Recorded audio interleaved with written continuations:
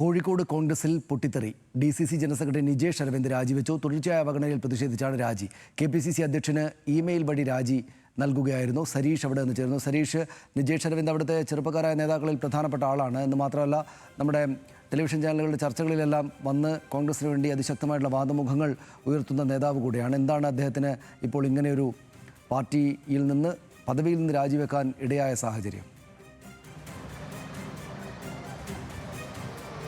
സമൂഹ മാധ്യമങ്ങളുടെയും ചാനൽ ചർച്ചകളിലൂടെയും ഒക്കെ കോൺഗ്രസിന്റെ നിലപാട് ഉയർത്തിക്കാട്ടുകയും കോൺഗ്രസിന് വേണ്ടി സംസാരിക്കുകയും ചെയ്യുന്ന വ്യക്തിയാണ് നിജേഷ് അരവിന്ദ്. കുറേ കാലമായി DCC ജനറൽ സെക്രട്ടറി സ്ഥാനത്ത് തുടരുന്നതാണ്. അതോടൊപ്പം തന്നെ പാർട്ടിയിലും യുവാക്കൾക്കുമിടയിൽ വലിയ സ്വീകാര്യത നിജേഷിന് ഉണ്ടായിരുന്നു. പക്ഷേ അത്രത്തോളം സ്വീകാര്യത മുതിർന്ന നേതാക്കൾക്കിടയിൽ ഉണ്ടായില്ല എന്ന് വേണം മനസ്സിലാക്കാൻ. അതുകൊണ്ട് തന്നെയാണ് ഇത്തരത്തിലൊരു രാജിയിലേക്ക് കടന്നത്. കാരണം അദ്ദേഹം ഈ നിയമസഭാ തെരഞ്ഞെടുപ്പുമായി ബന്ധപ്പെട്ട് ഒരു സീറ്റ് പ്രതീക്ഷിച്ചിരുന്നു. എലത്തൂരിലോ മറ്റേതെങ്കിലും ഒരു മണ്ഡലത്തിലോ സീറ്റ് ലഭിക്കും എന്ന പ്രതീക്ഷയിലായിരുന്നു അദ്ദേഹം ഉണ്ടായിരുന്നത്. പക്ഷേ അത്തരത്തിൽ സീറ്റ് നൽകാൻ കോൺഗ്രസ് പാർട്ടി തയ്യാറായില്ല.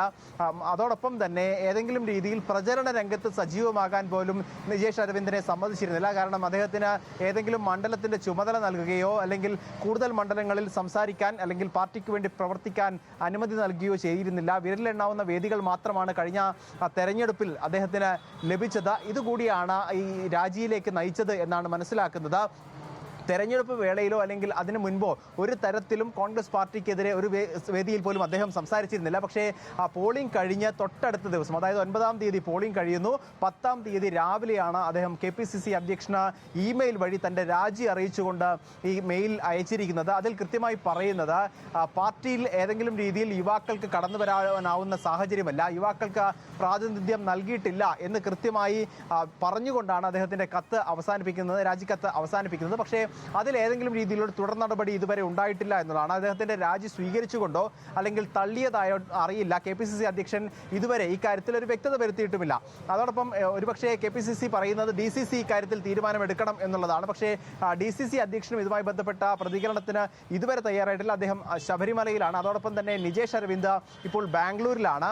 എന്തായാലും ഈ കാര്യത്തിൽ ഒരു വ്യക്തത വന്ന ശേഷം തന്റെ രാജി സ്വീകരിക്കുകയോ തള്ളുകയോ ചെയ്ത ശേഷം തുടർ കാര്യങ്ങൾ മാധ്യമങ്ങൾക്ക് മുന്നിൽ വന്ന് പറയാം എന്നുള്ളതാണ് അദ്ദേഹത്തിന്റെ നിലപാട്. എന്തായാലും കോൺഗ്രസിൽ നേരത്തെ തന്നെ സ്ഥാനാർത്ഥിത്വവുമായി ബന്ധപ്പെട്ടൊക്കെ വലിയ പൊട്ടിത്തെറി ഉണ്ടായിരുന്നു. യുവാക്കൾക്ക് കൃത്യമായ പ്രാധാന്യം നൽകിയില്ല അല്ലെങ്കിൽ പ്രാതിനിധ്യം നൽകിയില്ല എന്ന് അവർ കഴിഞ്ഞ യോഗത്തിലൊക്കെ പറഞ്ഞിരുന്നു. തെരഞ്ഞെടുപ്പ് കഴിഞ്ഞതിന് ശേഷം ഉൾപ്പെടെ, അതായത് ഒരു അവലോകന യോഗം ചേർന്നിരുന്നു. ആ അവലോകന യോഗത്തിൽ മുതിർന്ന നേതാക്കളും സ്ഥാനാർത്ഥിത്വത്തിനെതിരെ രംഗത്ത് വന്നിരുന്നു. കാരണം സ്ഥാനാർത്ഥിത്വവുമായി ബന്ധപ്പെട്ട് സാധാരണഗതിയിൽ DCC യോഗം വിളിക്കേണ്ടതുണ്ട്. അത്തരത്തിലൊരു യോഗം പോലും വിളിക്കാതെയാണ് ഈ സ്ഥാനാർത്ഥിത്വത്തിന്റെ ലിസ്റ്റ് പോലും നേതൃത്വത്തിന് അല്ലെങ്കിൽ AICC-ക്കൊക്കെ നൽകിയത്. അതിനെതിരെയും ഒക്കെ KC അബു ഉൾപ്പെടെയുള്ളവരൊക്കെ വലിയ രീതിയിൽ വിമർശനം ഉന്നയിച്ചിരുന്നു. ഒരുപക്ഷേ നിജേഷ് അരവിന്ദിന് പിന്നാലെ കൂടുതൽ യുവ നേതാക്കൾ പാർട്ടിയിൽ നിന്നും സ്ഥാനങ്ങൾ രാജിവെക്കാനുള്ള സാധ്യത തള്ളിക്കളയാനാകില്ല.